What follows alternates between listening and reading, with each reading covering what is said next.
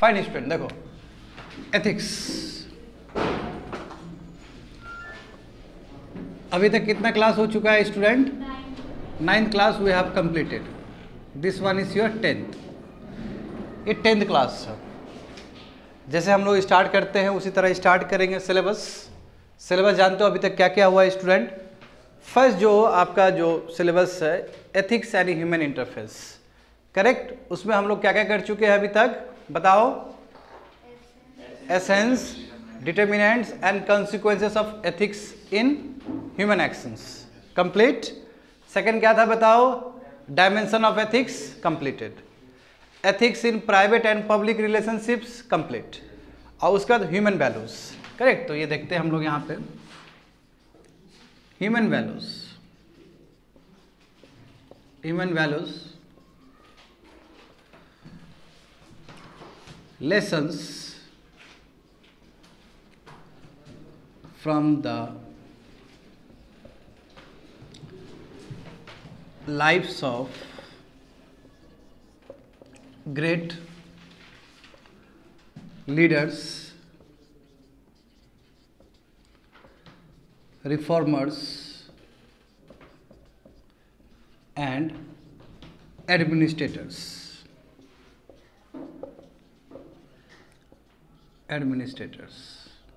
Correct. और उसके बाद देखो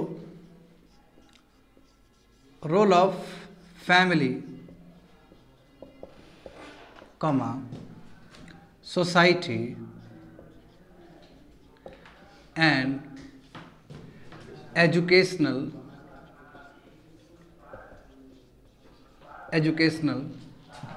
institution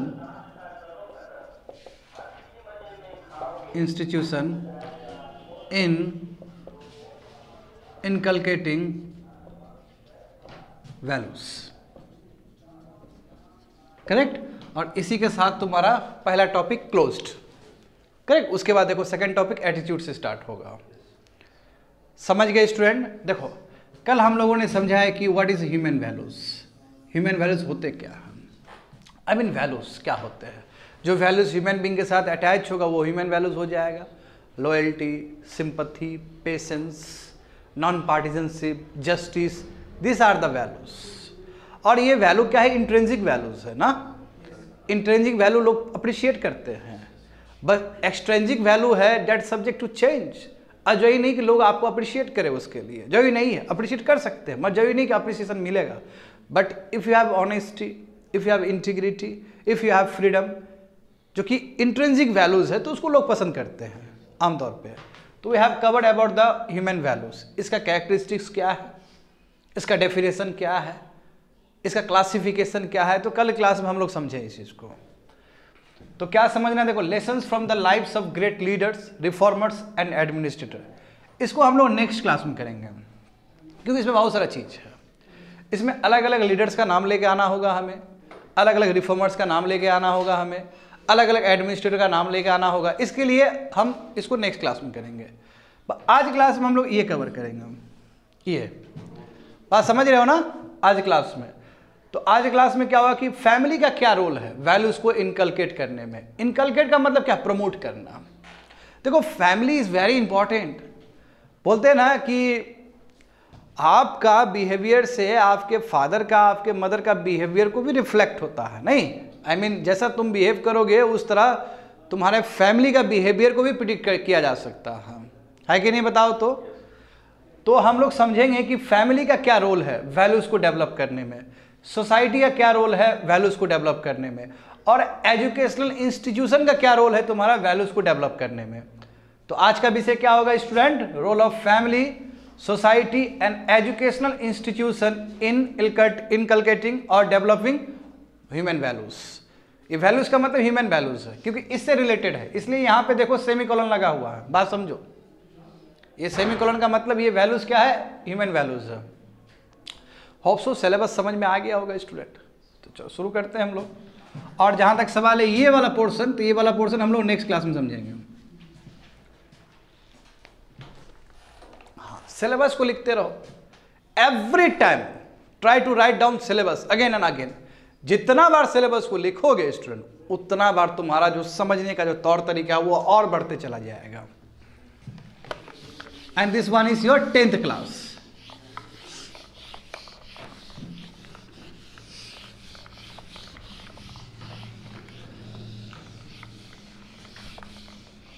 अच्छा बताओ, फैमिली का रोल कितना ज्यादा है ना।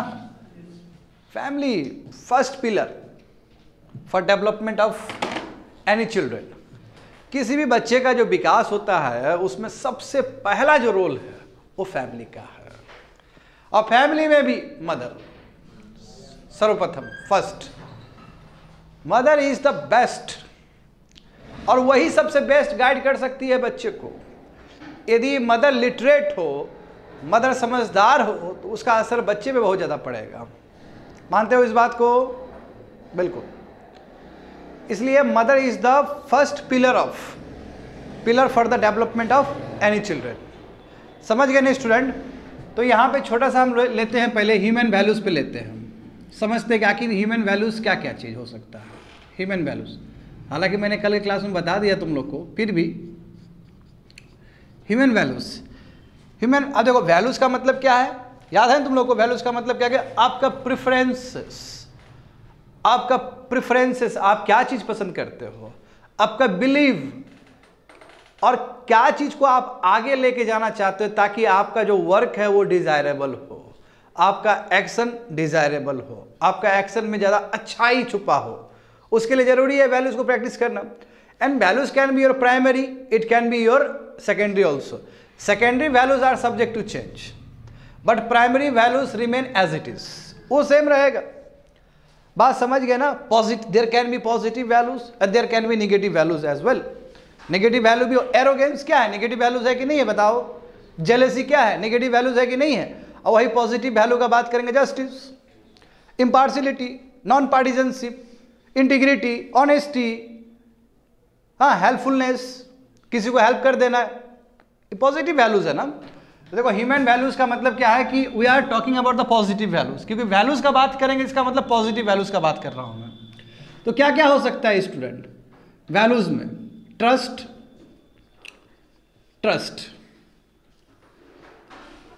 Is very important. Human values justice, human values non partisanship, यानी कि सबको बराबर लेके चलना, नो डिस्क्रिमिनेशन, समझे? Equality,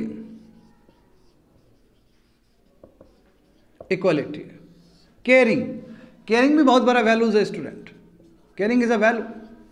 responsibility is value. Patience is a value. Patience क्या एक वैल्यू है। अच्छा, धैर्य वैल्यू है कि नहीं है? बिना धैर्य का तो कुछ काम ही नहीं होता है।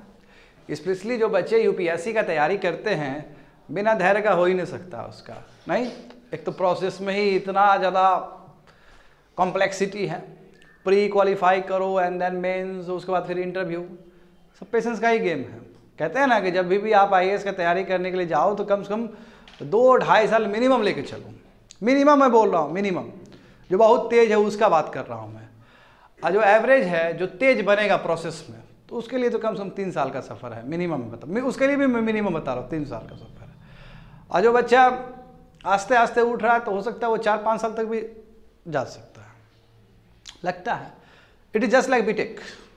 बीटेक तक हो जाता है इसका। बीटेक मतलब 4 साल कोर्स। आज जो यदि कोई विद्यार्थी 3 साल में निकाल दिया तो वो बहुत बड़ा बात है। यदि 3 ईयर्स में यू आर सक्सेसफुल, यानी कि जिस दिन से आपने पढ़ाई करना शुरू कर दिया और आपने 3 साल में निकाल दिया सिविल सर्विस, तो हाई एक्यूरेसी है ये। तो ये अलग बात है कि इंटरनेट पे ऐसे भी लोग आते हैं जो कहते हैं कि हम 1 साल में निकाल लिए, तो आप हिस्ट्री चेक करोगे तो ऐसा कुछ नहीं है। आपको दूसरा हिस्ट्री नज़र आएगा उसका, पता चलेगा शुरू से कर रहा था बट क्लेमिंग कर रहा है शुरू से। देखो, खाली यूपीएससी में खाली पढ़ना नहीं होता है, यूपीएससी में कल्चर से भी तो आपको गुजरना होता है। अब हो सकता है कि उसने 1 साल में ही तैयारी किया होगा, हम इस बात से डिनाई नहीं करते, मगर जो कल्चर जो डेवलप्ड हुआ वो बहुत पहले ही हो गया होगा उसके अंदर। नहीं तो कोई बोले है कि हमारे अंदर 1 साल में कल्चर भी डेवलप्ड हो गया और हमने पढ़ भी लिया, तो ये 2 अलग चीज़ है। Culture development is very important for any UPSC student to pass. Culture develop, culture का मतलब क्या? किस तरह पढ़ना, पढ़ाई तो कुछ भी कर सकता है आदमी, मगर क्या पढ़ना, it's a part of your culture. UPSC student का बात कर रहा हूं मैं जी। तो देखो हर जगह ही तुमको पेशेंस काम आएगा। जीवन में यदि आगे बढ़ना है, यू रिक्वायर पेशेंस। बिना पेशेंस से कभी नहीं बढ़ सकते।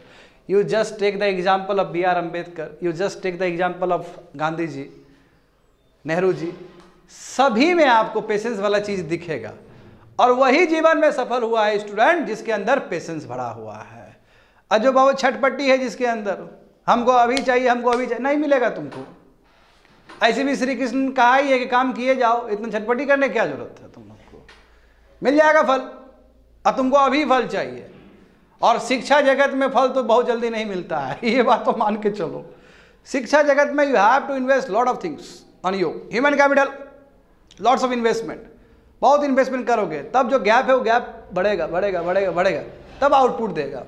जीवन भर पढ़ाई नहीं किया, सुनो स्टूडेंट, जीवन भर पढ़ाई नहीं किया और तुम बीट करना चाहता है कनिष्क को, वो जो कटारिया जो नंबर ऑल इंडिया रैंक 1 आए थे, उसको कैसे बीट करेगा तुम? वो तो जीवन भर केवल पढ़ते रह गए। पहले गैप को फिल करो, गैप फिल करो, उसके बाद तुमको फल मिलेगा। एंड गैप, कितना गैप है स्टूडेंट? इंग्लिश ठीक से नहीं जानता लोग सब, उसको भरो तो गैप ही गैप है। सब्जेक्ट का भी ज्ञान नहीं है, गैप है। बेसिक्स आपका स्ट्रांग नहीं है, गैप है। पहले गैप को फुल करो ना। गैप को फुलफिल कर लिए तो फल देना शुरू कर देगा वो आपका। तो गैप को फुलफिल करने में इसलिए बोलते हैं कि नॉर्मल विद्यार्थी जिसमें बहुत सारा गैप है, मैं पढ़ने में वो एक चूक है और पेशेंस है उसके अंदर, तो अपना गैप को हो सकता है 2 साल में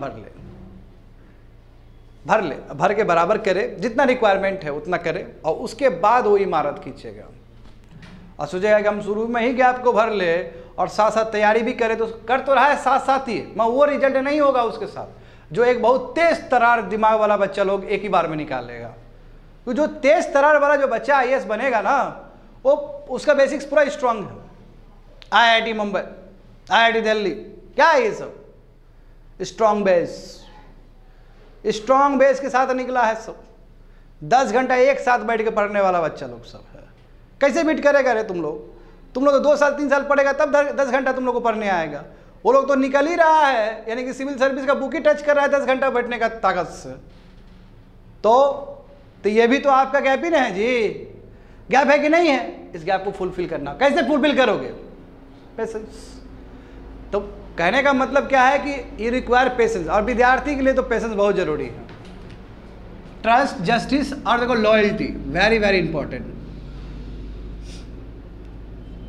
जिसका अन्न खा रहे हो बाबू और उसी का थाली में छेद कर रहे हो, तो लॉयल्टी तो नहीं हुआ।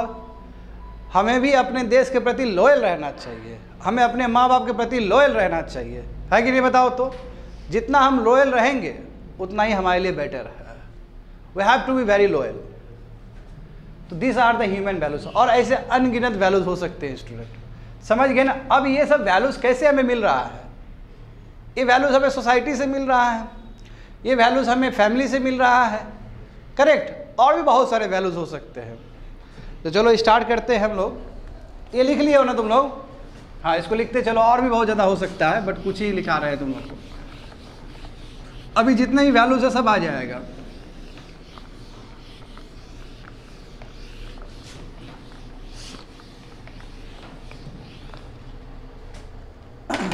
Role of family, role of family in developing values।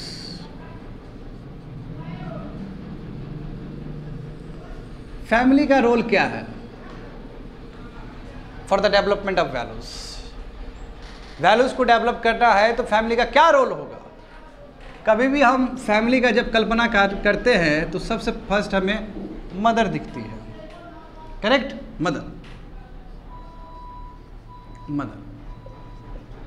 Mother क्या है बच्चों लोग? First teacher of children, first teacher of a child. बच्चा का जो सबसे प्रथम जो टीचर होती है वो मदर ही होती है, समझ गए? और मदर से हम क्या नहीं सीख सकते हैं, क्या वैल्यूज नहीं सीख सकते हैं? मदर से हम अनकंडीशनल लव सीख सकते हैं।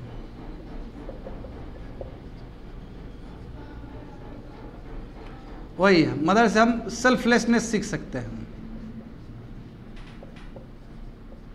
मदर से हम मैनेजमेंट सीख सकते हैं।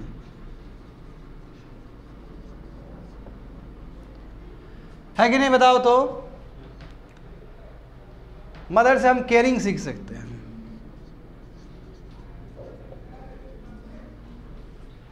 देखो खाना कम है फिर भी सबके थाली में खाना पहुंच जाएगा। हर बच्चा ही कहता है कि हमको मदर सबसे ज़्यादा मानती है, और हर बच्चा को ही मदर मान रही है। तो ये कैसे हो सकता है? समझ रहे हो ना स्टूडेंट, ये मदर ही कर सकती है। इसलिए मदर क्या है, फर्स्ट टीचर है चाइल्ड का। अब यदि मान लो कि मदर के अंदर वैल्यू एडिशन है, आई मीन मदर बहुत ही अच्छी है, नेचर वाइज पढ़ी लिखी है, सही ज्ञान है उनको, तो ये सब चीज़ तो बच्चे में जाएगा ना। हमारा एक मित्र है, ठीक है, जो बहुत बड़ा पद पे है अभी, वो हमें बताता है, क्या कि हम लोग जब तैयारी करते थे सिविल सर्विस में, वो बहुत ही अच्छा बोला था कि हमारी मदर जो है, जब हम लोग छोटे थे ना तो हमारी मदर न्यूज़पेपर को कट करती थी, और जितना भी न्यूज़पेपर में जो क्विज का जो एपिसोड सब आता था, क्विज से रिलेटेड क्वेश्चन जो आता था, वो हम लोग को देती थी और पढ़ने बोलती थी और क्वेश्चन भी पूछती थी। और यही कारण है कि आज भी मेरा करंट अफेयर्स अच्छा है। What a claim. तो देखो उसको तो विरासत में मिल गया, वो जन्म से ही मिल गया वो चीज़। तो एक मदर कितना डिफरेंस क्रिएट कर सकती है, नहीं? उसका करंट अफेयर्स भी बहुत पकड़ था, जस्ट बिकॉज ऑफ मदर। समझ रहे हो स्टूडेंट? तो मदर से हम लोग बहुत कुछ सीख सकते हैं, और भी बहुत सारा चीज़ सीख सकते हैं। फादर,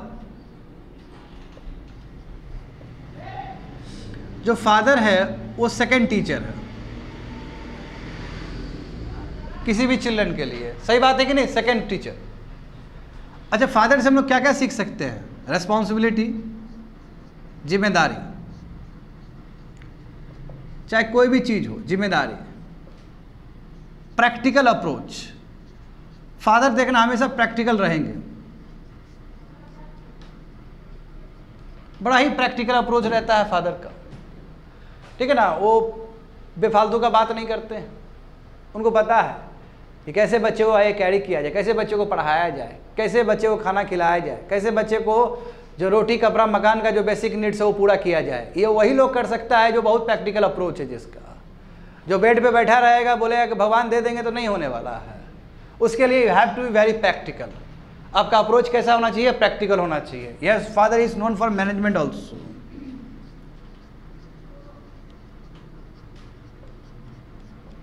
ये सभी कुछ हम लोग फादर से सीख सकते हैं। अब देखो ग्रैंड पेरेंट्स, देखो यहाँ पर ग्रैंड पेरेंट्स, देखो ग्रैंड पेरेंट्स से भी बहुत कुछ सीख सकते हैं हम लोग। केयरिंग ना, देखते हो ना, ग्रैंड पेरेंट्स फादर को ही डांट देंगे, काहे बोला हमारा नाती को ऐसा, काहे बोला हमारे पोता को ऐसा और ये तो इनका बच्चा है, क्या बोलेगा ये। Caring, lots of caring. कहानी, स्पिरिचुअल वैल्यूज, रिलीजियस वैल्यूज, कहानी सुनाती है ना दादी सब। Spiritual values, cultural values,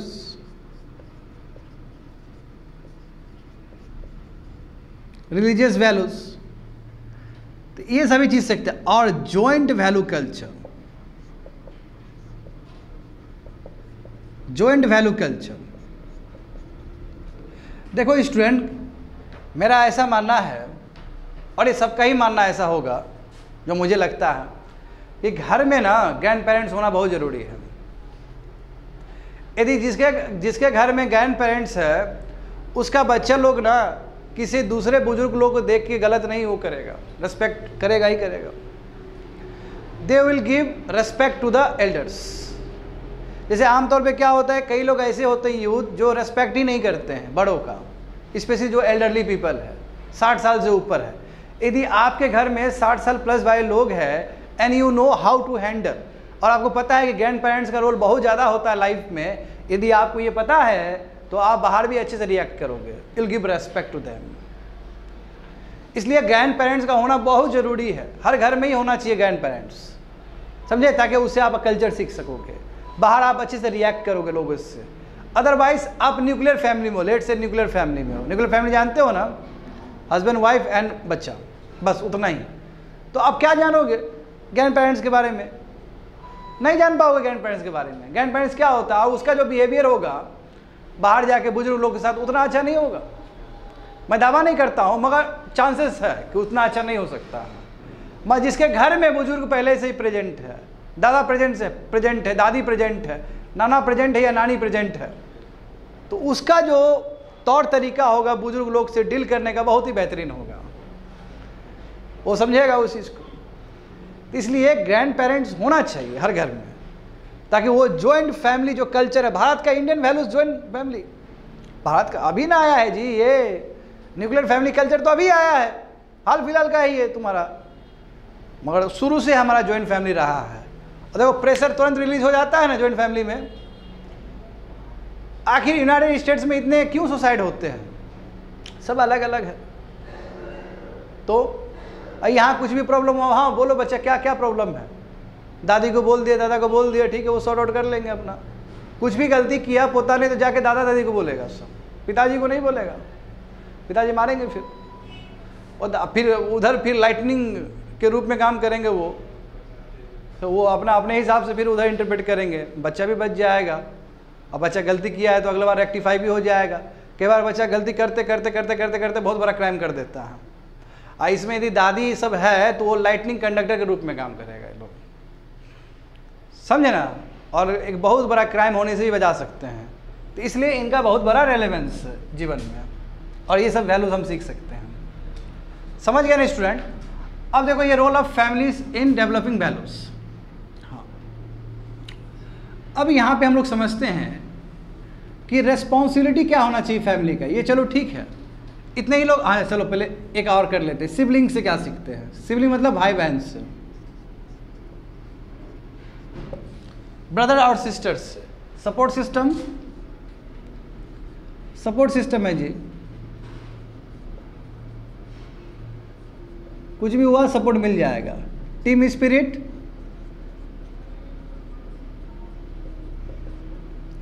education, मान लो कि बड़ा भाई पढ़ा लिखा है, पढ़ा लिखा इन द सेंस मान लो कि बड़ा भाई क्लास 12 में है और छोटा भाई क्लास 8 में है, बड़ा भाई पढ़ा देगा छोटे भाई को।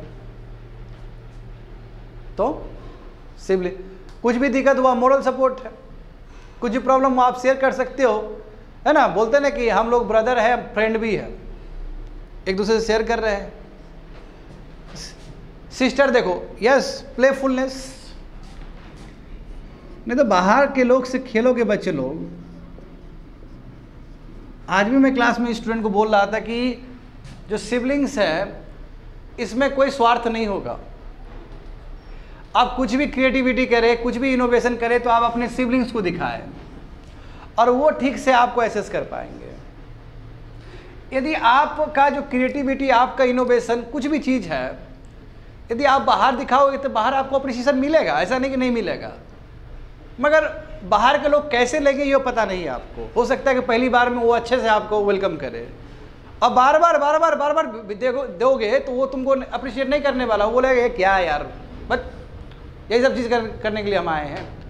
अपने सिबलिंग्स को यदि तुम बार बार दिखाओगे तो तुम्हारे सिबलिंग्स बहुत खुश होगा, बोले वाह हमारी सिस्टर, हमारी ब्रदर इतना अच्छा काम कर रहे हैं। तो यस सपोर्ट सिस्टम, एंड ये ट्रू सपोर्ट सिस्टम है, ये it is a true support system, ये नाम के लिए नहीं है। बात समझ गए ना? इसलिए they play very vital role in developing values. किस तरह का values? Support system, support system is a values, team spirit is a value, ठीक है ना, एजुकेशन इज अ वैल्यू, अब प्लेफुलनेस, आराम से साथ में खेल रहे हो, खेलना भी जरूरी है ना फॉर माइंड डेवलपमेंट। यस, वो आप सिबलिंग के साथ खेल रहे होते हो, ये हो गया। अब हम लोग चर्चा करेंगे स्टूडेंट कि रिस्पॉन्सिबिलिटी क्या होना चाहिए फैमिली का। चलो ये तो वैल्यूज आया, डेवलप्ड हुआ अलग अलग जगह से, क्या रिस्पॉन्सिबिलिटी होना चाहिए फैमिली का? What should be the responsibility of family?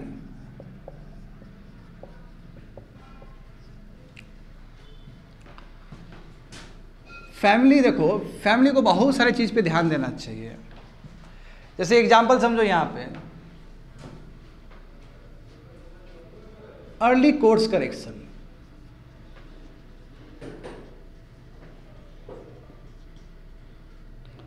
early course correction in behavior of children, in behavior of children। इसका मतलब क्या है, यदि मान लो कि बच्चे का बिहेवियर में कोई तरह का दिक्कत है, कोई तरह का प्रॉब्लम है, वो अनसुइटेबल है सोसाइटी के लिए, तो शुरू में ही ठीक कर दो। जैसे एग्जाम्पल देखो, जैसे मान लो कि एक बच्चा है, ठीक है, एक बच्चा है, वो पड़ोसी घर में कुछ चोरी किया, ठीक है।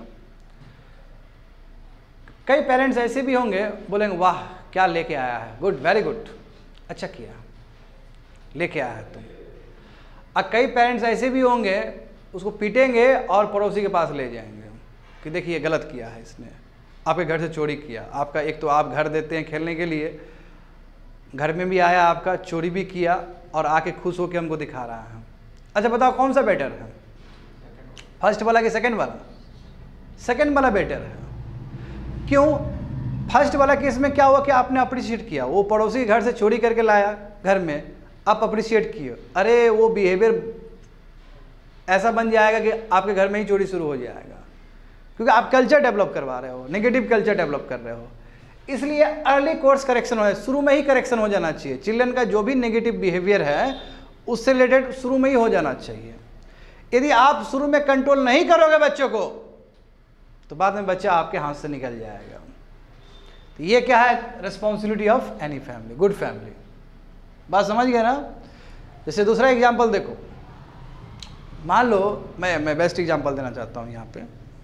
जैसे मान लो कि कोई बच्चा है जो क्रैकर्स फोड़ रहा है, अभी देखो जैसे दिवाली का टाइम है, जान रहे हो, तो ये फैमिली का, मदर फादर का रिस्पॉन्सिबिलिटी है कि क्रैकर्स रोके उसको। बात समझ रहे हो ना? ये आइडियल सोसाइटी करेगा, सॉरी आइडियल फैमिली करेगा ये चीज। क्यों क्रैकर फोड़ना, किस खुशी में क्रैकर फोड़ना? अरे भाई क्रैकर फोड़ोगे तो इन्वायरमेंट को दिक्कत हो रहा है। और यदि कोई फैमिली मेंबर ऐसा है, मदर फादर, वो खुद खरीद के दे रहा है बच्चे को, चलो साथ में फोड़ते हैं, तो क्या सिखा रहे हो आप उसको? वो बाद में जाके क्या नहीं करेगा फिर? Are you getting me? समझ पा रहे हो ना क्या बोलना चाह रहे हैं? तो early course correction in the behaviour of children should be done by the family and it is a responsibility of family. दूसरी बात है, देखो यहां पे लिखो,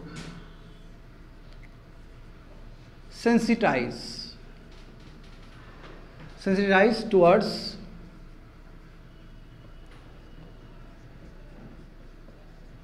vulnerable groups,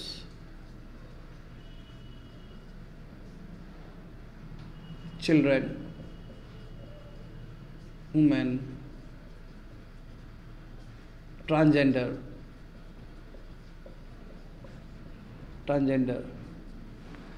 correct, and person with disability, SC, ST। देखो बच्चे को ना सेंसिटाइज करना, यानी कि बच्चे को बताना कि देखो वल्नरेबल ग्रुप के साथ बहुत अच्छे से पेश आते हैं। कई बार होता है ना, मदर फादर ट्रेन में ट्रैवल कर रहे हैं, कोई ट्रांसजेंडर आ गया, मदर फादर खुद हंस रहा है, बच्चा क्या सीखेगा? बच्चा क्या सीखेगा जरा बताना हमको? वो भी हंसेगा बाद में जाके। तो it is a duty of family कि to teach their children so that their children can be sensitized towards vulnerable groups। अब बताओ खुद मदर फादर SC और ST के साथ गलत व्यवहार कर रहा है या उस तरह का सोच रख रहा है, तो कैसे आप एक्सपेक्ट करोगे कि उसका बच्चा आने वाले समय में नहीं करेगा, कोई गलत काम नहीं करेगा? इसलिए ये फैमिली का ड्यूटी है महिलाओं के प्रति। देखो ये मिसिंग है कि नहीं है बताओ तुम? यदि फादर मदर ठीक से काम करे बच्चे के ऊपर, तो कोई भी आदमी, कोई भी लड़का इव टीजिंग नहीं करेगा, महिलाओं को छेड़ेगा नहीं। तो संस्कार तो यहाँ से आता है, यदि यहाँ मिसिंग है तो ये मिसिंग हो जाएगा। बात समझ रहे हो ना। ट्रांसजेंडर मैं बता दिया हूँ। और दिव्यांग, अब दिव्यांग को देख के यदि तुम हंसते हो तो स्टूडेंट समझ रहे हो, शर्म की बात है ये। उसको स्पेशल अटेंशन चाहिए, उसको सिंपैथी चाहिए, उसको एम्पैथी चाहिए, कंपैशन चाहिए, लव चाहिए। बताओ, उसको देख के हंस रहे हो तुम, वेरी बैड ना। और ये एक फैमिली का जिम्मेदारी है कि अपने बच्चों को ये सब चीज़ समझाए। बात समझ, ये रिस्पॉन्सिबिलिटी है।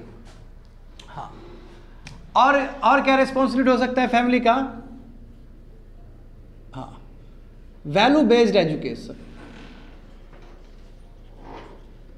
वैल्यू बेस्ड एजुकेशन को प्रमोट करें। वैल्यू बेस्ड एजुकेशन का मतलब क्या हुआ? केवल साइंस ही पढ़ने से नहीं चलेगा स्टूडेंट, बात समझे ना। ऐसा एजुकेशन होना चाहिए जिसमें वैल्यूज छुपा हो। अच्छा बताओ, तुम पढ़ाई कर लिया, तुमको प्रिडिक्टेबल सब कुछ आता है, समझे ना, तुमको बड़ा बड़ा टेबल आता है, 2 1 या 2 कर रहे हो, 20 का टेबल पढ़ रहे हो, 19 का टेबल पढ़ रहे हो, मगर तुम्हारे अंदर शिष्टाचार ही नहीं है, तुम्हारे अंदर बात करने का बुद्धि ही नहीं है, तो फिर क्या काम का हुआ एजुकेशन? कई बार होता है ना, हमारा बच्चा PhD किया हुआ है, हमारा बच्चा MBA है, क्या काम का हुआ MBA? यदि बच्चा ठीक से बात ही नहीं कर पाता एल्डर पीपल से, क्या काम का है वो PhD? क्या काम का है वो BTech? क्या काम का हुआ MBBS? जो वैल्यूज इनकलकेट होना चाहिए वो वैल्यूज इनकलकेट ही नहीं हुआ, तो क्या काम का है वो एजुकेशन? इसलिए एजुकेशन क्या होना चाहिए? वैल्यू बेस्ड एजुकेशन होना चाहिए, ताकि ये सभी चीज आए। और ये कौन करेगा? फैमिली मेंबर्स करेंगे। हाँ, प्रमोट करेंगे उस चीज को। जो स्कूल में शिक्षा नहीं मिल रहा है उस शिक्षा को वो देंगे।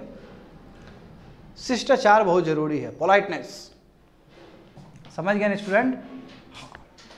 हाँ, पोलाइटनेस से मुझे याद आया, ये यहाँ पे भी आप लिख सकते हो मदर के लिए। तो ये रोल है फैमिली का, समझ गए ना, वैल्यूज को डेवलप करने में। इसको लिख लो अच्छे से स्टूडेंट।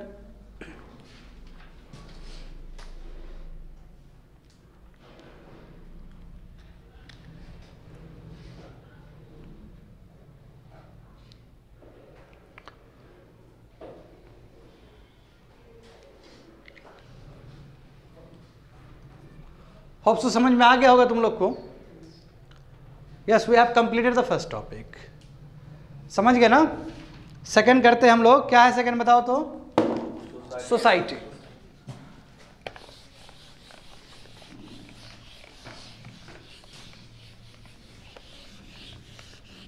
जो सोसाइटी का बहुत बड़ा रोल है। सोसाइटी से आप पॉजिटिव भी चीज़ सीख रहे हो, निगेटिव भी चीज़ सीख रहे हो ना। हाँ, हर चीज़ आप सीख रहे हो सोसाइटी से।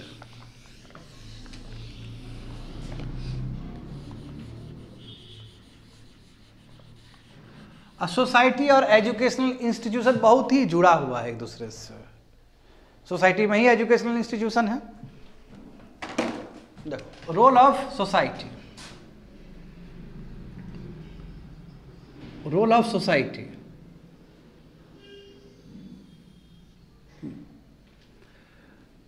पहले तो हम लोग देख लेते हैं कि क्या पॉजिटिव वैल्यूज हमें मिलता है सोसाइटी से। सोसाइटी से हम लोग लीडरशिप सीखते हैं, समझे? सीखते हैं कि नहीं सीखते बताओ? सोसाइटी से लीडरशिप। सोसाइटी से हम लोग टीम स्पिरिट सीखते हैं।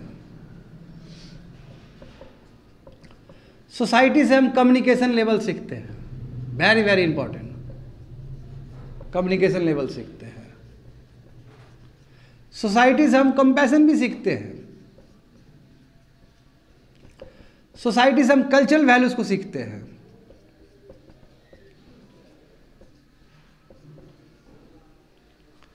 करेक्ट? हाँ, जहां तक सवाल है निगेटिव वैल्यूज, तो निगेटिव वैल्यूज भी हम लोग सीख रहे हैं सोसाइटी से। सोसाइटी से हम करप्शन सीख रहे हैं। सीख रहे हैं कि नहीं सीख रहे हैं बताओ तो? सोसाइटी से हम लोग एनिमल एब्यूज सीख रहे हैं। देखो बताओ, कुत्ता को मार रहा है पत्थर से, और यदि वही गलत बच्चा होगा कोई तो वो भी मारेगा बाद में जाके कि देखो उसको मजा आ रहा है हमको भी मजा आएगा। तो अभी का जोड़ दो ना, क्रैकिंग फायर्स और सॉरी बस्टिंग क्रैकर्स, ये अच्छा बात थोड़ी है, नेगेटिव ही चीज है ये।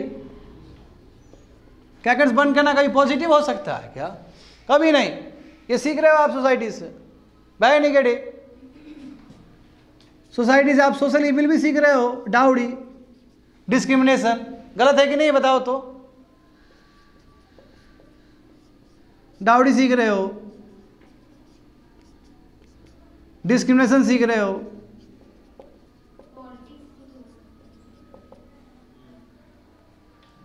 Unhealthy politics. पॉलिटिक्स अच्छा चीज होता है, अनहेल्दी पॉलिटिक्स,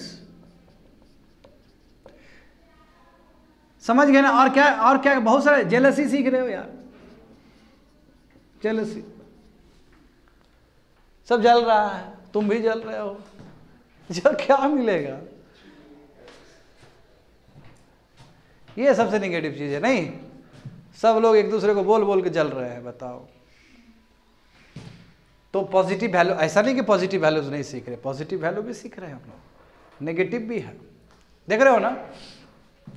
जहां तक सवाल है सोसाइटी से, तो बताओ सोसाइटी तो बहुत इंपॉर्टेंट रोल है ना सुनील?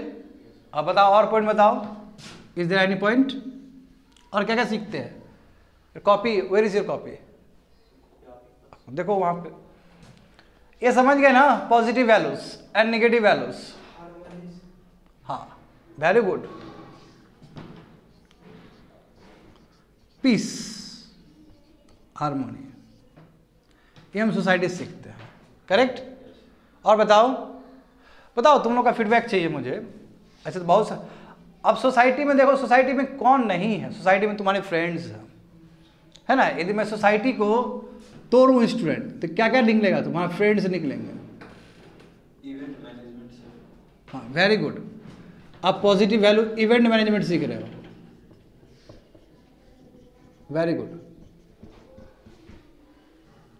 आप इन्वायरमेंट के प्रति वो भी क्लीननेस सीख रहे हो, ये सीख रहे हो ना स्टूडेंट? बहुत सारा चीज सीख रहे हो।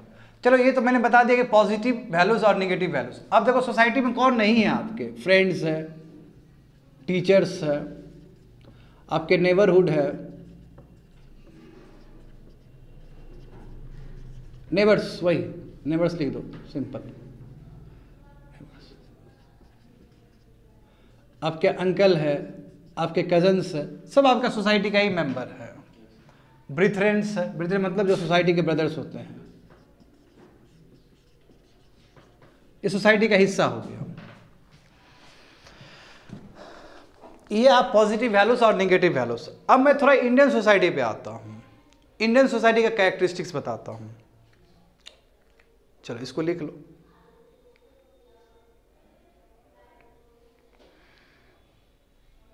हाँ, आप सोसाइटी से एरोगेंस भी सीख रहे हो कहीं ना कहीं, उसको लिख लो। सोसाइटी से आप एरोगेंस भी सीख रहे होते हो।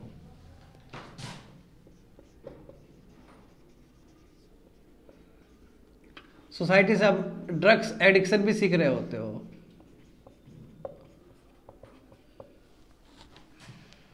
समझ गए ना? अभी बताएंगे। अब इसके बाद हम लोग चर्चा करेंगे, चूंकि बोर्ड भर गया है इसलिए मिटा के हम बताएंगे इंडियन सोसाइटी अपने किस वैल्यूज के लिए जाना जाता है। ये हम लोग वैल्यूज, पॉजिटिव वैल्यूज और नेगेटिव वैल्यूज सभी सीख रहे हैं, क्योंकि वैल्यूज का बात होगा तो दोनों ही वैल्यू हो सकता है। मिटा देना।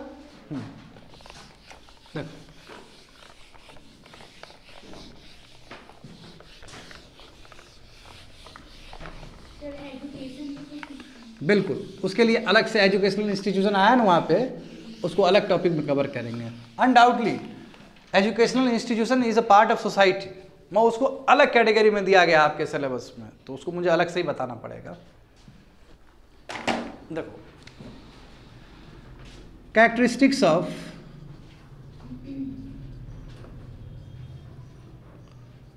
Indian society.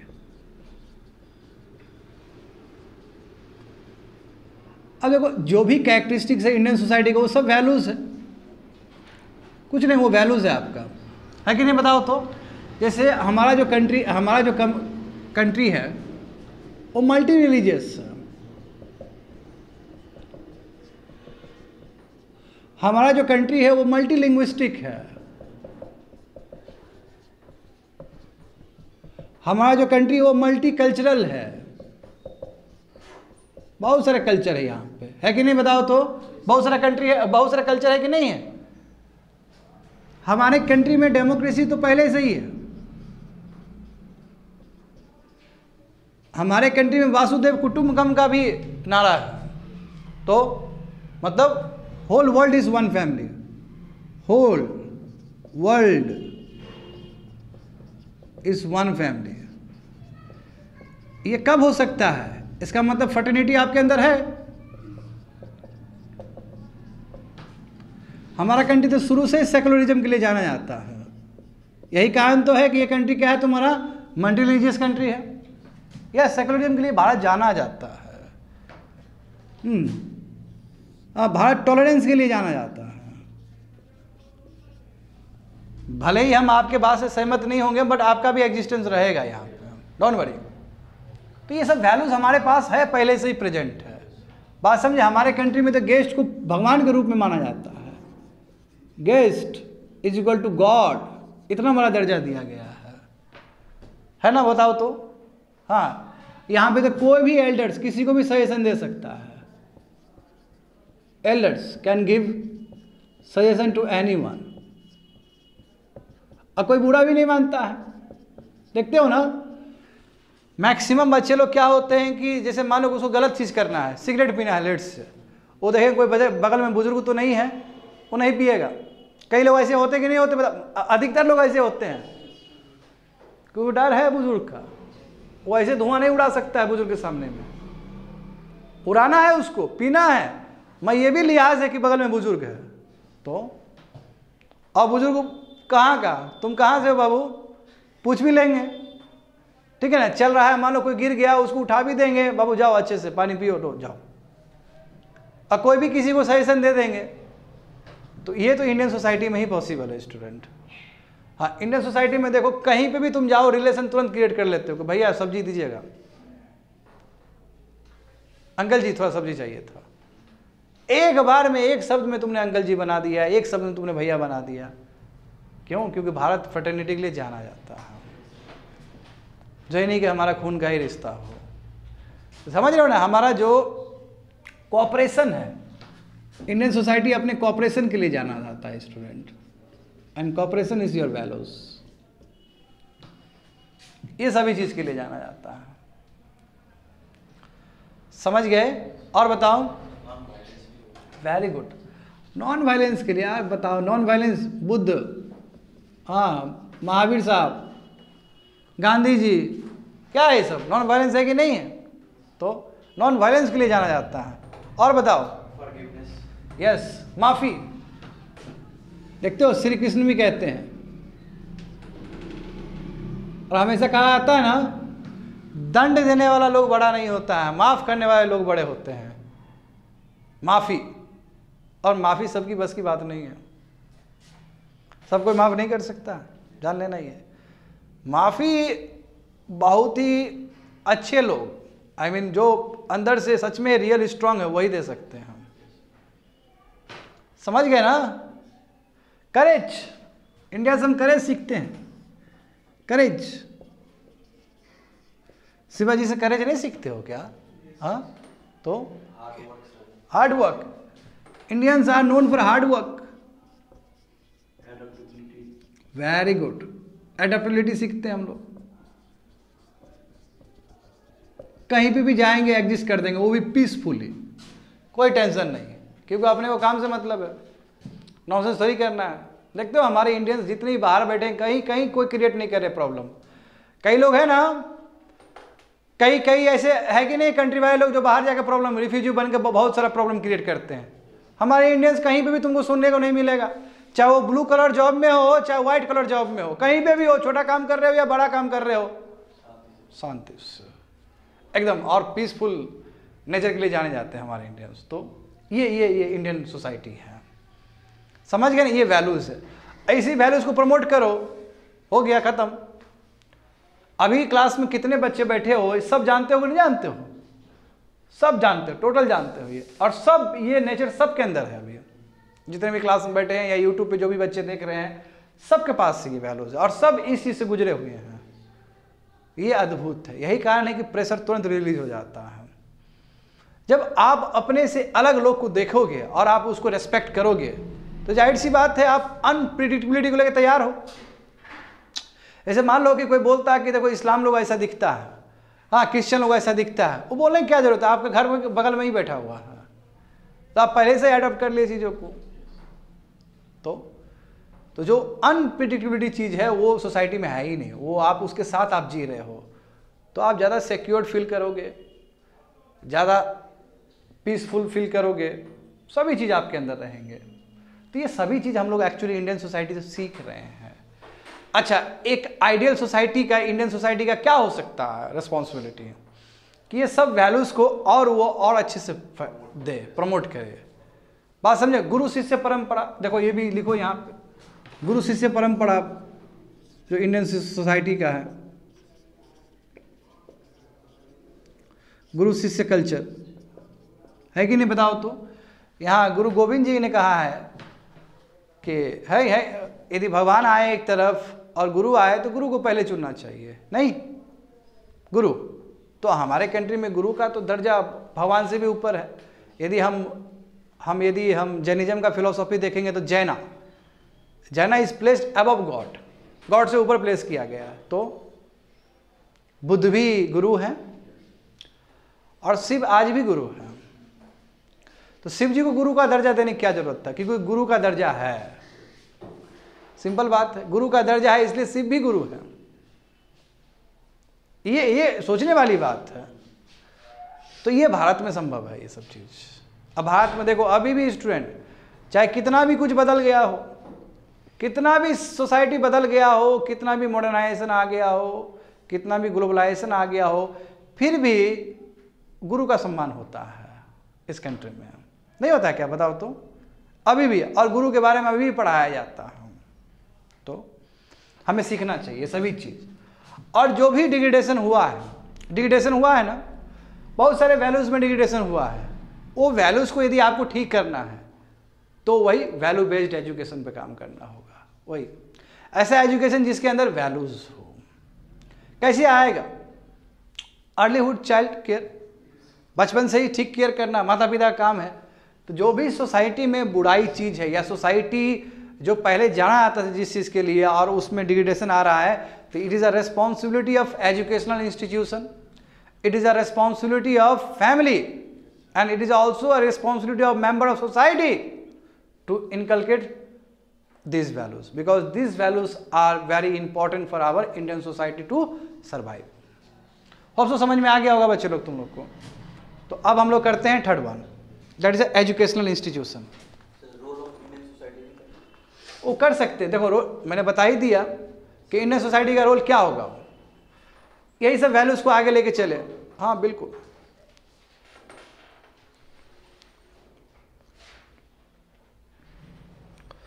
मैंने इसी में कनेक्ट कर दिया। ये कर लोगे तो अपने आप आ जाएगा।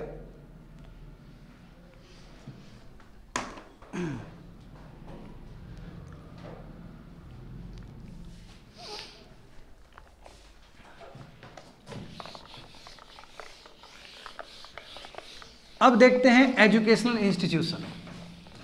देखो educational institution is very very important, ठीक है ना, बहुत ज़्यादा इंपॉर्टेंट है। देखो यदि घर में ठीक से परवरिश नहीं हुआ आपका, ठीक है, गरीबी में दिन कटता है लोग का, नहीं माता पिता नहीं थे समझदार, या माता पिता उतना पढ़े लिखे नहीं थे, ये तो मोस्ट ऑफ द केस में ऐसा देखा जाता है, वो बच्चा फिर भी अच्छे वैल्यू से आगे बढ़ सकता है, प्रोवाइडेड एजुकेशनल इंस्टीट्यूशन सही हो। तो जो भी बुराई है वो एजुकेशनल इंस्टीट्यूशन उस चीज़ को ठीक कर सकता है। एक है इधर एक बहुत बड़ा एरिया है, मगर एजुकेशनल इंस्टीट्यूशन ही यदि गलत हो तब तो मुश्किल है, तब तो बच्चा बहुत गलत निकलेगा, फिर कोई चांस नहीं है उसको, तो हाँ पूरा बर्बाद हो जाएगा। इसलिए मैं कहता हूँ कि किसी भी नागरिक को ठीक करना है तो सही एजुकेशन दे दो उसको। और आज कोई भी राज्य का यदि स्थिति खराब है तो इसमें सबसे बड़ा रीजन है लैक ऑफ एजुकेशन, वो भी value based education. Value based education का बात कर रहा हूँ मैं यहाँ पे।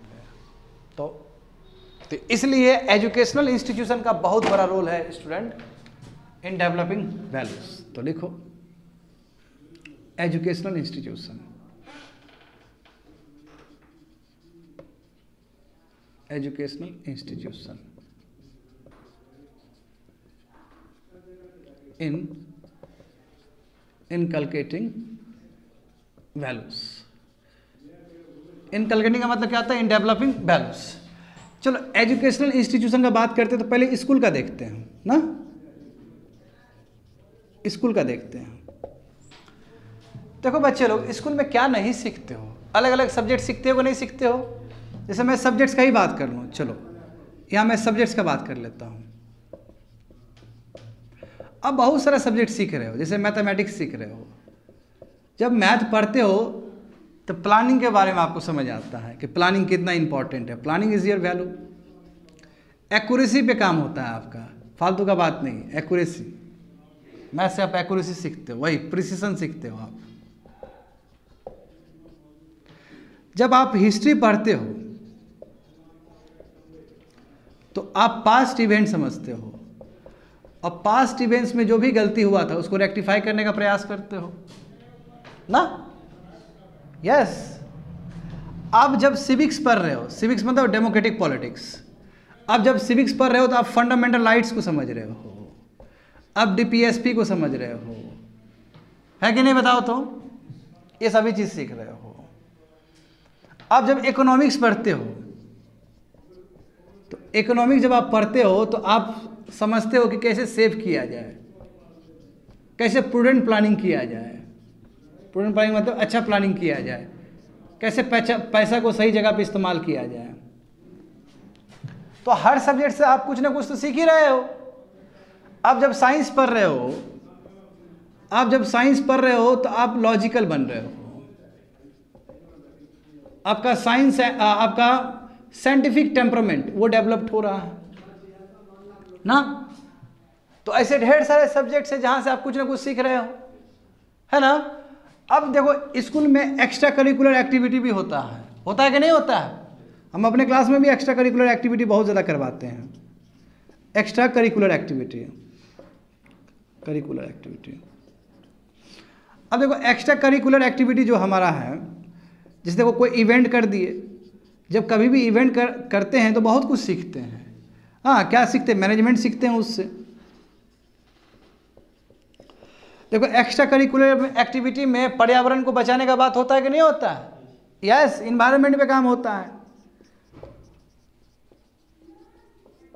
इन्वायरमेंट पे काम होता है, समझे। एनसीसी कैडेट होता है कि नहीं होता है स्कूल में? हाँ, एनसीसी से आप क्या सीखते हो? डिसिप्लिन। बताओ, अर्ली स्टेज में ही डिसिप्लिन सीख जाओगे। गेम्स होते हैं ना, क्रिकेट होता है, फुटबॉल होता है, मैच होता है कि नहीं होता है? इसका मतलब टीम स्पिरिट सीख रहे हो, टीम स्पिरिट सीख रहे हो, समझे। लीडरशिप सीख रहे हो, लीडरशिप सीख रहे हो। स्कूल में क्विज भी होता है, जब क्विज हो रहा है तो क्या सीख रहे हो? माइंड डेवलपमेंट, है ना। आपका माइंड डेवलपमेंट हो रहा है सही दिशा में, तेज बन रहा है दिमाग, पर्सनालिटी डेवलपमेंट हो रहा है। आपके स्कूल में डिबेट होता है, डिस्कशन होता है, तो डिस्कशन और डिबेट हो तो कितना बढ़िया बात है, पर्सनालिटी डेवलपमेंट हो जाएगा आपका। समझ रहे हो स्टूडेंट? कितना कुछ स्कूल में सीख रहे हो तुम लोग, और यहाँ पे कोई भी नेगेटिविटी आ जाए, दिक्कत ना, फिर बहुत दिक्कत हो जाएगा। ये समझ गए ना, ये सभी चीज। हाँ, अब जहाँ तक सवाल है कॉलेज का, तो स्कूल के बाद तो कॉलेज ही आता है। स्कूल मतलब क्लास 12 तक, जिसमें कॉलेज है। बट कॉलेज से पहले मैं जो अहम हिस्सा बताना चाहता हूँ टीचर का। टीचर सोसाइटी का भी हिस्सा है, एजुकेशनल इंस्टीट्यूशन का भी हिस्सा है। तो मैं एजुकेशनल इंस्टीट्यूशन में तुम लोग को बता रहा हूँ। टीचर देखो, टीचर का तो बहुत इंपॉर्टेंट रोल है। देखो टीचर कैसा होना चाहिए, तो टीचर प्रमोट करे स्टूडेंट को, प्रमोट स्टूडेंट्स, स्टूडेंट का इंकरेजमेंट करे स्टूडेंट्स को, स्टूडेंट का जो टैलेंट है उसको निकाले, रेक्टिफाई करे, कोई गलत चीज़ है तो उसको रेक्टिफाई करे। टीचर का काम है एथिक्स और मोरल वैल्यूज को बढ़ाना। टीचर का काम है वैल्यू बेस्ड एजुकेशन पे ध्यान देना। खाली पढ़ा के निकाल दिया नहीं चलने वाला है, बात समझे? केवल पढ़ाई कर दिया, सब्जेक्ट पीरियोडिक टेबल बता दिया, नहीं, उतना काम नहीं है टीचर का। टीचर चाहेगा तो बहुत बड़ा अंतर ला सकता है किसी भी विद्यार्थी के जीवन में। यस, टीचर को टीचिंग के साथ साथ मेंटरशिप भी करना चाहिए। मेंटरशिप समझ रहे हो ना? कहाँ पे गलती हो रहा है, यहाँ गलती मत करो, ये गलत है, समझ में नहीं आता, ये छोड़ दो, ये करो। हर समय गाइड करने का बात होना चाहिए। और टीचर हमेशा नॉन पार्टीसन होना चाहिए। स्टूडेंट नॉन पार्टीसन हमेशा। यदि टीचर पार्टीसन हो गया तो काम खत्म। यदि टीचर के अंदर वो डिस्क्रिमिनेशन आ गया कि वो एक ही टीचर एक ही विद्यार्थी को अपना फेवरेट बताएगा और बाकी कोई मतलब ही नहीं है, तो कहीं ना कहीं वो डिस्क्रिमिनेशन कर रहा है, फिर नेगेटिव वैल्यूज लेके जाएगा बच्चा लोग। बात समझो। इसलिए टीचर को हर परिस्थिति में क्या होना चाहिए? न्यूट्रल होना चाहिए, नॉन पार्टीसन होना चाहिए, सबके लिए बराबर जस्टिस होना चाहिए। बात समझ गए? टीचर का इतना बड़ा रोल है। भोला भटके को रास्ता में लाने वाला भी टीचर ही है, और ये जिम्मेदारी के साथ टीचर को काम करना चाहिए, चाहे वो हाई स्कूल का टीचर हो, चाहे वो तुम्हारा कॉलेज का हो, चाहे वो कोचिंग का हो, कहीं का भी हो सकता है। बात समझे? स्कूल के बाद बच्चा लोग कहाँ पहुँचता है? कॉलेज। करेक्ट। कॉलेज में भी आप बहुत सारा पॉजिटिव वैल्यूज भी सीखते हो, नेगेटिव वैल्यूज भी सीखते हो। पॉजिटिव वैल्यूज में स्टूडेंट देखो, कॉलेज में अभी तो खैर नहीं होता, अच्छी बात है। एक समय में रैगिंग भी होता था, रैगिंग की वजह से लोग को सुसाइड हो जाता था। वेरी बैड ना, नेगेटिव हो गया। अब कॉलेज में हम क्या नहीं सीखते? पर्सनालिटी डेवलपमेंट तो कॉलेज में ही होता है। यस, कम्युनिकेशन स्किल सीखते हैं हम लोग कॉलेज में, समझे? इवेंट मैनेजमेंट कॉलेज में सीखते हैं, पर्सनालिटी डेवलपमेंट होता है, डिबेट सीखते हैं, डिस्कशन सीखते हैं। ऐसा नहीं कि सोसाइटी में सीख रहे हो तो तुम एजुकेशनल इंस्टीट्यूशन में नहीं सीखोगे, हर जगह ही सीख रहे हो तुम। हाँ, लॉजिकल बनना सीखते हो, आप लॉजिकल बनना सीखते हो। हाँ, एडेप्टेबिलिटी आपके अंदर स्ट्रांग हो जाता है। क्यों? अरे भाई, दुनिया भर के लोग सब हैं वहाँ पे, अलग अलग जगह से स्टूडेंट आते हैं ना, तो आप उसका कल्चर सीखोगे, आपका कल्चर वो सीखेगा, तो रजिस्ट नहीं करोगे, यानी कि ज़्यादा डेमोक्रेटिक बन जाओगे आप। कहीं ना कहीं आप ज़्यादा डेमोक्रेटिक बन रहे हो। समझ रहे हो स्टूडेंट? ये सभी पॉजिटिव चीज़ है। देखते हो, मेरा तो ऐसा ही मानना है कि कॉलेज जो है ना, बहुत अहम रोल प्ले करता है विद्यार्थी के जीवन में। यदि विद्यार्थी के जीवन में जो पॉलिशिंग होता है, पॉलिशिंग मतलब जो उसमें निखार आता है, वो कॉलेज ही है। कॉलेज विद्यार्थी के जीवन में निखार ला सकता है, यदि ढंग का कॉलेज हो तो, सिखाने वाला कॉलेज हो तो बहुत बदलाव ला सकता है कॉलेज, समझे? हाँ, at the same time college negative values भी क्रिएट करता है ना? सेम टाइम नेगेटिव वैल्यूज भी क्रिएट करता है। देखो, जैसे कॉलेज में आप रैगिंग सीख रहे होते हो, हालांकि वो आप इंडिया में काफ़ी हद तक बैन हो गया है, मैं कई जगह पे जानते हो इनफॉर्मल तरीके से हो ही रहा है, जानते हो ना, सुसाइड देखने को मिल जाता है कई बार, रैगिंग है ना, ये वेरी बैड। कई बार आप मोलेस्टेशन का भी देखते हो, हालांकि नहीं होना चाहिए, नेगेटिव चीज़ है। आप कॉलेज में ड्रग्स एडिक्शन बहुत ज़्यादा सीख रहे होते हो, है ना, सब धुआं उड़ा रहा है, तो हम क्यों पीछे रहेंगे? समझ रहे हो ना? अधिकतर बच्चा लोग कॉलेज में जाके ही स्मोकिंग करना शुरू करता है। अधिकतर बच्चा लोग लिक्विड का जो है ड्रग्स वगैरह सब वो कॉलेज में ही जाकर शुरू करता है, क्योंकि वहाँ पे बड़ा नेटवर्क होता है। वेरी बैड ना, ये नेगेटिव वैल्यूज है, बिल्कुल नेगेटिव वैल्यूज। और नेगेटिव वैल्यूज है तो it is a responsibility of educational institution, it is a responsibility of good teacher कि वो ठीक करे। सोसाइटी से कट जाता है। हाँ, नेगेटिव वैल्यूज सोसाइटी से कट जाता है। मतलब नेगेटिव वैल्यूज में आ जाए, कॉलेज एक ये भी इन्वायरमेंट क्रिएट कर दे तो सोसाइटी से कट जाता है बच्चे। हाँ, सोसाइटी से बिल्कुल। तो अब जो भी इसमें स्टेक होल्डर है उसका जिम्मेदारी है ठीक करना, है ना। रोल है टीचर का, फैकल्टी का, स्टाफ का, टीचिंग स्टाफ का, कि यदि इस तरह का नेगेटिविटी आ रहा है बच्चे में तो कैसे बच्चे लोग को यहाँ से यहाँ तक शिफ्ट करें। हाँ, यहाँ पे देखो फाइटिंग होता है, देखते हो ना कॉलेज में गैंग बन जाता है, फाइटिंग, गैंग फाइट हो रहा है, फाइटिंग हो रहा है कॉलेज में, देखते हो ना फाइटिंग होना बहुत ही नॉर्मल चीज़ है। तो गया है फाइटिंग करने के लिए कि गया है पढ़ने के लिए, तो ये सब नेगेटिव वैल्यूज है। तो कई लोग तो कॉलेज से अच्छे भी बन के निकलते हैं, कई लोग तो बूढ़े भी बन के निकलते हैं ना। तो हमें क्या करना है, इस पे ध्यान देना है यहाँ पे। यदि ये बेटर होगा तो जीवन बहुत आगे जाएगा with positive values. Hope so समझ में आ गया होगा तुम लोग को। तो ये सभी चीज़ है जो हम लोग कॉलेज से सीख रहे हैं, एजुकेशनल इंस्टीट्यूशन से सीख रहे हैं। कोर्स करेक्शन होना जरूरी है। आफ्टर ऑल एजुकेशनल इंस्टीट्यूशन हो स्टूडेंट, या फिर सोसाइटी हो, ठीक है। अच्छा पहले छोड़ दो इसको, मैं अलग से दिखा देता हूँ थोड़ा सा। ये लिख लिया हो तुम लोग सभी, मिटा देना।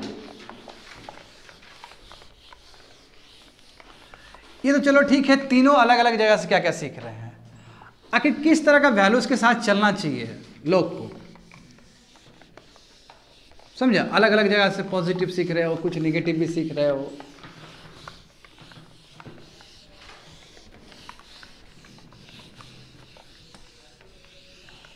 अब तुम लोग जो भी सीख रहे हो वो भी लिख सकते हो, ऐसा नहीं कि ओपन एंडेड है जी ethics.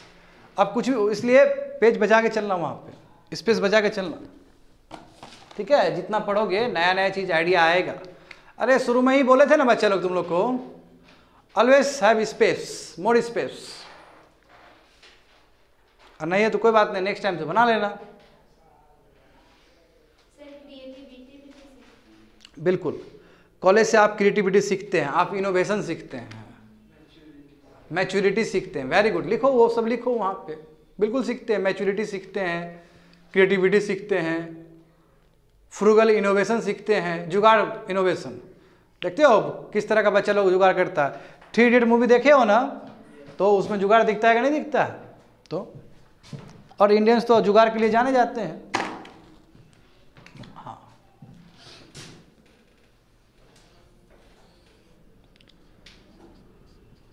Values to be promoted.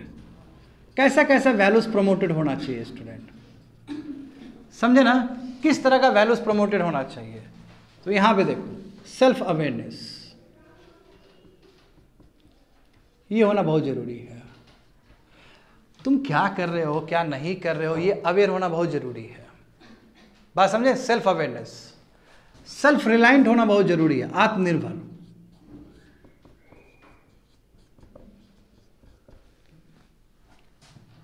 समझ गए ना। इस तरह का वैल्यूज डेवलप्ड होना चाहिए, self awareness, self reliant, democracy, बिल्कुल प्लुरलिज्म वाला वैल्यूज जरूर होना चाहिए कि बाकी लोग भी रह सकते हैं इस देश में। यदि नैरो माइंडेड है फिर दिक्कत हो जाएगा, ये सभी चीज। हाँ, सेंसिटाइजेशन टुवर्ड्स वल्नरेबल ग्रुप। बताए थे ना उस समय कि वल्नरेबल ग्रुप के प्रति हम लोग को बहुत ही ज़्यादा वो आदर भाव से देखना चाहिए, केयरिंग होना चाहिए उनके प्रति, समझे। वैल्यूज, रेस्पॉन्सिबिलिटी जरूर होना चाहिए। और बताओ सुनील, इज देयर एनीथिंग?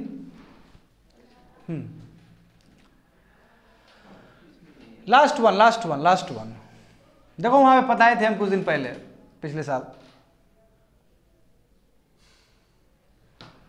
और क्या हो सकता है स्टूडेंट,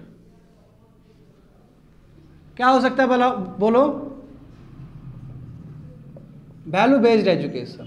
अच्छा, जो इससे पहले बताया वही सब चीज़ है। किस तरह का वैल्यूज होना चाहिए? यस, लिबरल होना चाहिए, हमें बी लिबरल वैल्यूज होना चाहिए हमारे अंदर। रिजिडिटी नहीं होना चाहिए, फ्लेक्सिबिलिटी होना चाहिए। अब मैं बताता हूँ आपको, फ्लेक्सिबल होना चाहिए, फ्लेक्सिबिलिटी होना चाहिए। यस, सबसे इंपॉर्टेंट है सिविक सेंस होना है student, very very important, civic sense. दिमाग सिविलाइज होना चाहिए, समझे ना, दिमाग सिविलाइज होना चाहिए। यस, इन्वायरमेंट फ्रेंडली अप्रोच होना चाहिए हम लोग का, environment friendly approach. Love towards animals. बताओ, तुम एनिमल अब्यूज किए जा रहे हो। लव टुवर्ड्स, आज भूटान का पढ़े थे कि नहीं पढ़े थे? तो करंट अफेयर्स में लव टुवर्ड्स एनिमल्स ऐसा होना चाहिए। लव टुवर्ड्स नेचर, समझे, सस्टेनेबल अप्रोच होना चाहिए। और इंपॉर्टेंट है cleanliness. Cleanliness is a value, बोलते हैं ना, cleanliness is next to godliness. Cleanliness, ये सभी वैल्यूज होने चाहिए। और अनगिनत वैल्यूज लिख सकते हो, समझ रहे हो स्टूडेंट? अनगिनत वैल्यूज हो सकता है जो कि हमें लेके चलना चाहिए जीवन में आगे। और जो भी इंडियन सोसाइटी जो हमें अपील कर रहा है, तो बिल्कुल वो कर सकते हैं हम लोग। नॉन वायलेंस होना चाहिए, देखो, always follow non violence path. और ऐसे अनगिनत हो सकता है। तो यस, आई हैव कवर्ड, खत्म हो गया आज का विषय, यहीं पे खत्म हुआ है स्टूडेंट, समझ गए ना? और जो बचा हुआ है, क्या बचा हुआ है? हाँ, lessons from the lives of great leaders, reformers and administrator. वो ये हम लोग कल की क्लास में समझेंगे, नेक्स्ट क्लास में समझेंगे। That's it, complete.